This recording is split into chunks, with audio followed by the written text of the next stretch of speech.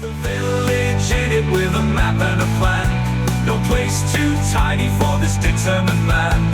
Crossing the counties one by one, you'll see in every English corner a bit of history.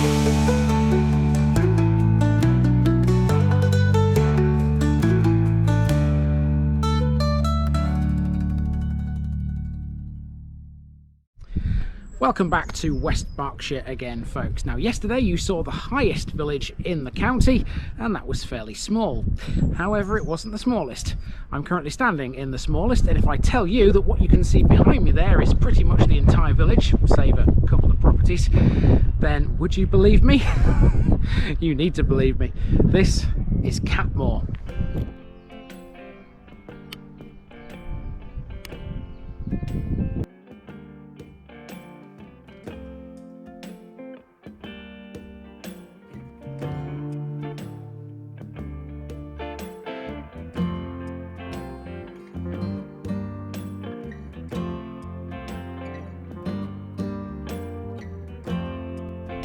Catmore, Wildcat Pool. For your Thursday episode this week, we're still in West Berkshire and we're about to see the smallest village in the entire county. This is Catmore, located about 5.5 miles southeast of Wantage. Catmore is in the Berkshire Downs and the centre of the village is about 575 feet above sea level. That's pretty high, but it's still quite a drop from its neighbour, Farnborough. Its height isn't what makes this one famous though. In 2001, Catmore recorded a population of just 28 people, making it the least populous village Berkshire has. From the 2011 census onwards, the Office for National Statistics haven't published a population for Catmore, but it's definitely not grown since. Today its figures are combined with Farnborough, but it remains a separate civil parish governed by its own parish meeting. The name Catmore is derived from Old English and means wildcat lake or pool. The earliest known records of it are from 916 and 931 AD, and the Domesday Book records it as Catmere. It evolved via Catmore in the 12th century, Catamere in the 14th, Catmard in the 15th, and Catmere in the 17th, before reaching its present form. There are only two notable buildings in the place, and they're right next to each other. One of them is the farmhouse, and the other is the tiny church of St Margaret. Aside from those, there's a handful of houses and some farm buildings. That's Catmore in a nutshell. The rest of the parish includes the tiny hamlet of Lilley, but otherwise it's all farmland. Even the smallest villages have a story to them, so let's go and tell it. We begin this very short episode with a short drive into Catmore via the hamlet of Lilley. That's the tiny little place on your screens now. Blink and you'll miss it, there ain't a lot to it. Lilley's biggest feature is a Royal Mail postbox, and that should tell you a thing or two. Here's a fun fact for you though, Lilley is actually bigger than Catmore itself. It has more houses, more farms, and most of the minuscule population of the parish live in it. So if that's the main population centre, what on earth must Catmore look like? Let's find out.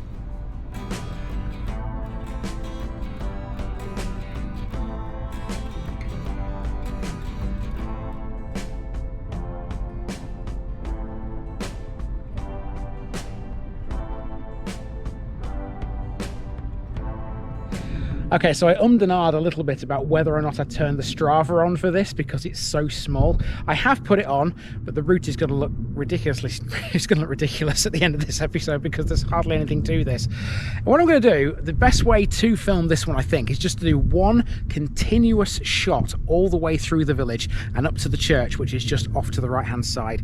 And that way, that'll ensure it catches everything, because even in small places like this I can miss stuff, believe it or not. So yeah, that's what we'll do. We'll start here at this barn, which is effectively the edge of Catmore village, because as you can see down there ain't a lot of much. Lilley is down there, which we drove through a moment ago, but not much more.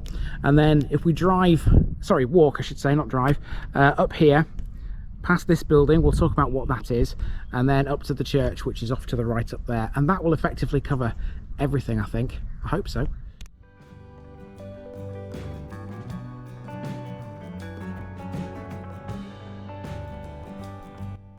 So, this is Catmore. It's one of those places where if you stand in the right place, you can see everything without having to move a muscle. I don't even have to walk around, really. I'm literally showing you all there is to Catmore. Well, almost. Catmore is the site of a possible deserted medieval village, but that's never been proven. Here's a fact that definitely has though. In 1306, Catmore was granted a weekly market and a yearly fair. Can you believe that? I'll tell you what, that makes me think perhaps there was a much larger village here in medieval times. It seems daft that a place this small had a market and a fair. Catmore formed part of the Hendred estate, and as such, this building here, called the Brick Barn, has a nameplate that name checks it. This building is currently used by Darren Gravitt, a specialist woodworker.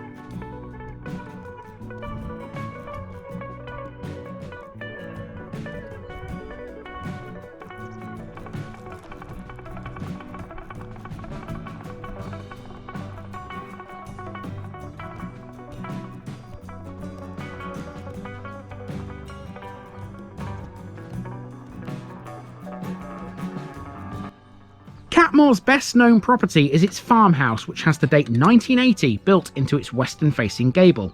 It's much older than that though, and anyway, Catmore had an original manor house. Records going back to the 14th century mention a manor house in the village, and the chances are it stood where this is today.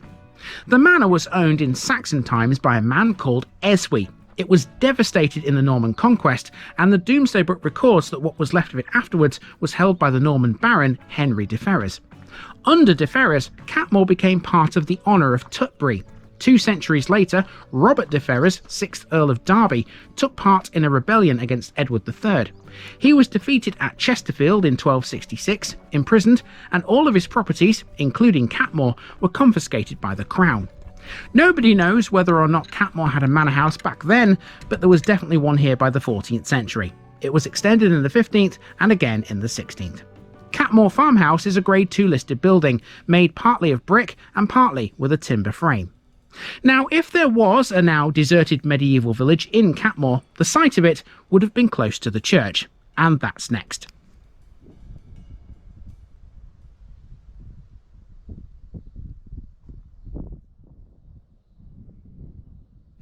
So you may notice there is actually a car park in Catmore there at the on the road for people who want to come to the church. Now, even though I'm actually in the churchyard right now, I've opted not to park in there because you might think it's a bit pedantic, but I'm not actually going in the church. I'm just staying in the churchyard, and it's really not to actually visit the place, it's to just make a video about it. So does it count? I don't know, but I've opted just to stay on the road because I think it's easier that way. So let's talk a bit about the church then, and a fine little church it is. Next door to the farmhouse is the church, and it's dedicated to St Margaret. Grade 1 listed, this is a Norman building dating from the latter half of the 12th century. Surviving original Norman work includes the north and south doorways and the font. The north doorway is now blocked, and the font has been halved in height. The Knights Hospitaller held the right to appoint a priest here during the early 12th century. They retained that right until Henry VIII suppressed the order as part of the dissolution of the monasteries. The nave was re-roofed in 1607. It has collar beams and wind braces, and the date is carved on some of its timbers. By 1850, the building had been heavily restored, and numerous Norman revival features, some more ornate than the original work, had been added. These include the east window. St Margaret's has one bell, cast by Henry Bagley. The Bagley family ran a bell foundry at Chacombe in Northamptonshire from 1605 until 1785, and for shorter periods also cast bells at Ecton, also in Northamptonshire, and at Witney in Oxfordshire. As you might expect in a village so small, the Diocese of Oxford declared St Margaret's redundant on the 1st of December 1973. Ever since 1999, it's been looked after by the church's Conservation Trust. It might not have any services now, but because it's redundant, that means it's more likely than not to be open to visitors.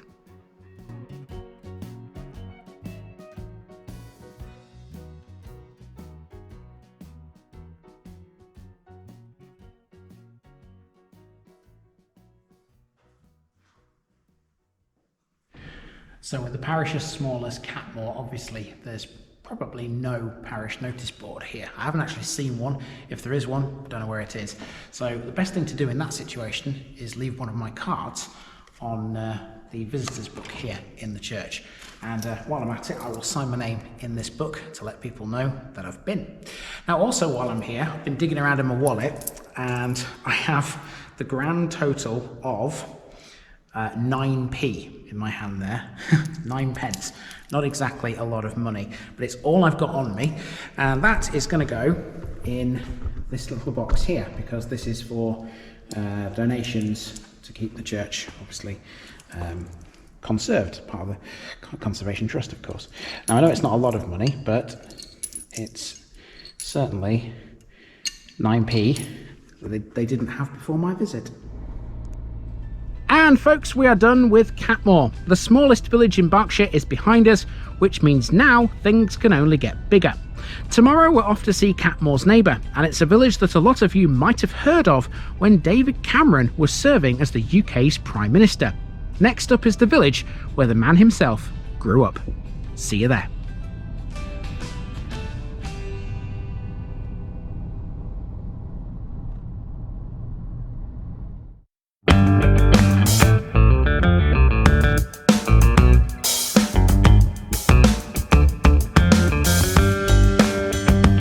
Now, just before I go, remember, this video is part of a huge project to visit every civil parish in England. That's more than 10,000. These routes are pre-planned, and due to time constraints, I can't cover every detail or walk down every street. Please don't complain if this video missed something out. I pronounce names how I choose to. I am very aware that local dialect may vary, and I don't take kindly to criticism about this. You've been warned.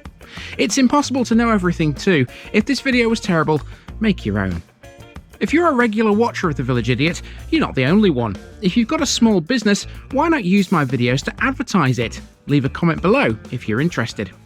And finally, thanks for watching this episode, everybody. Give us a like and a subscribe if you've enjoyed this episode, and share it with your friends and relatives. It all helps to keep this mission going. Until next time, I've been Andy, also known as The Village Idiot, and I'm out.